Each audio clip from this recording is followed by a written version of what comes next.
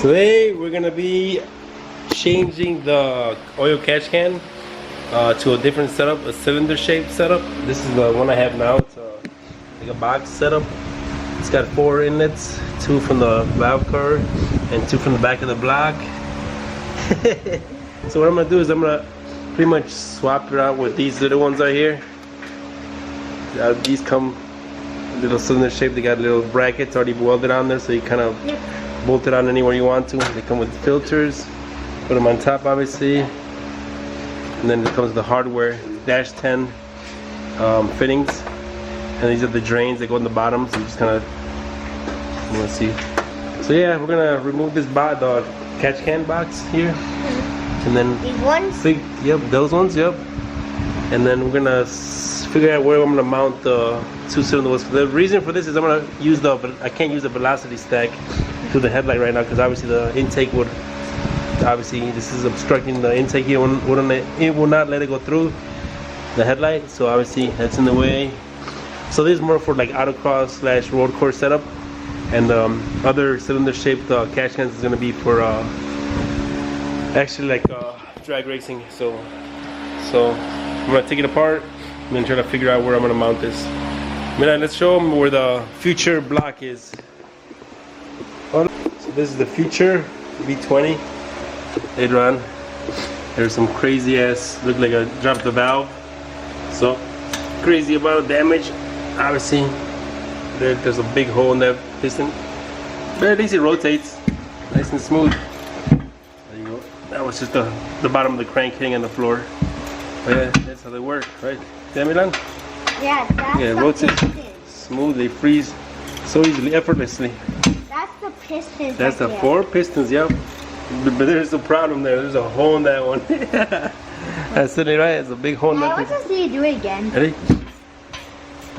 That's where it goes in slow motion. Yep, this slow motion. Imagine when it's running, the engine's running, like, brrrr.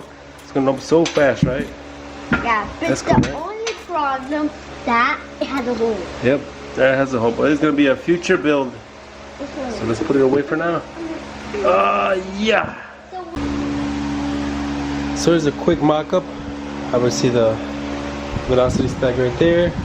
I got the 2 cylinder catch cans right here, already kind of hand tight to the line, both dash 10 lines, and this is the intake going straight into the throttle body. Nothing's fully tightened, but I just wanted to kind of mock things up. That's kind of where I'm gonna have them sit.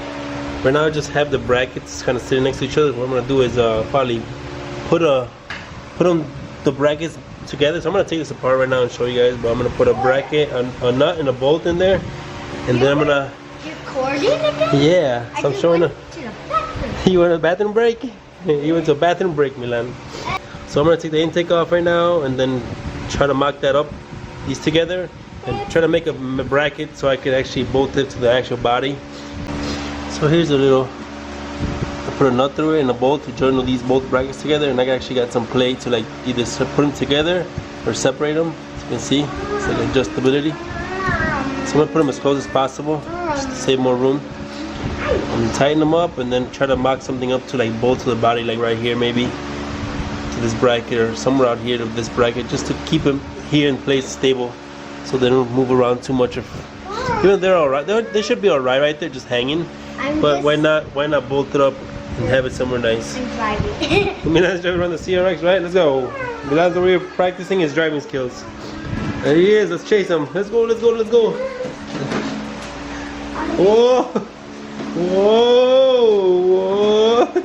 It's like I forgot the cartoon. Din, din, din.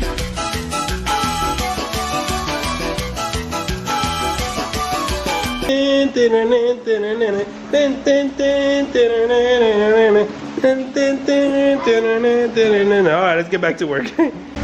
So pretty much this is how I have it mocked up right now with this bracket. Bolts onto that little area there. And this I'm gonna drill a hole there and put a rivet in there. Now I'll paint this bracket later on, so it will be nice and same color as that one. Pretty much this is the rivet tool. Put in the M6 rivet in here. There. So I'll press these both arms together. I'm gonna just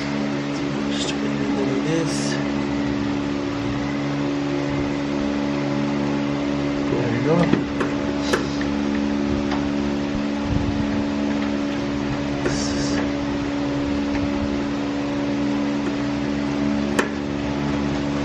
Screw it out.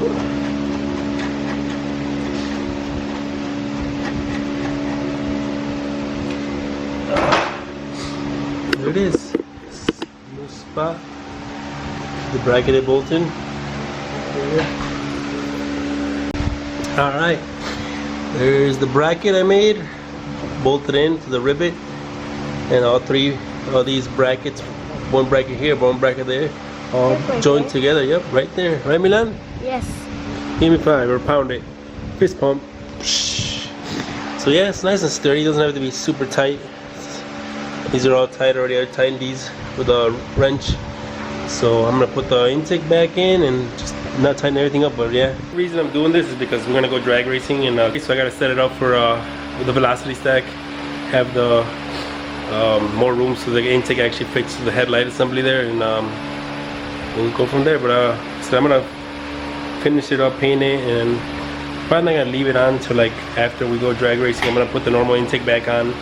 Once I drive it to the track with the normal intake, I'll swap over the velocity stack with the other intake. Alright, there it is. I just put the hoses on there for the intake and then tighten everything up. But everything's lined up right now. Velocity stack's in. There's the catch can. And you know, With the bracket. we probably got grilled. There you go, with the brackets. And that'll be it, right, Milan? That'll be it. So I don't have a weld or anything, but one day I hopefully do want to learn how to weld and get a welder. That'll definitely help